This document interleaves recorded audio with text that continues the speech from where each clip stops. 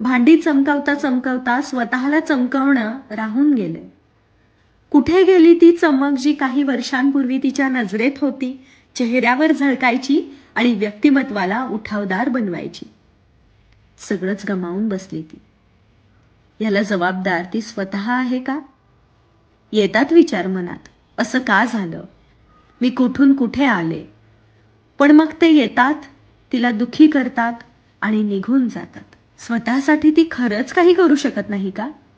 का तिने ठरवलंय की काही करायचंच नाही? का तिला असं वाटतंय की कोणीतरी येईल आणि तिला या कचाट्यातून बाहेर काढेल? भ्रमात आहे ती.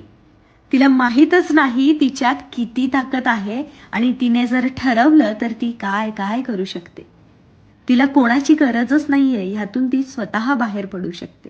जिच्या मनगटांच्या बळावर अख्खं घर चालतं, ती स्वतःच्या क्षमतांवर शंका तरी कशी घेऊ शकते?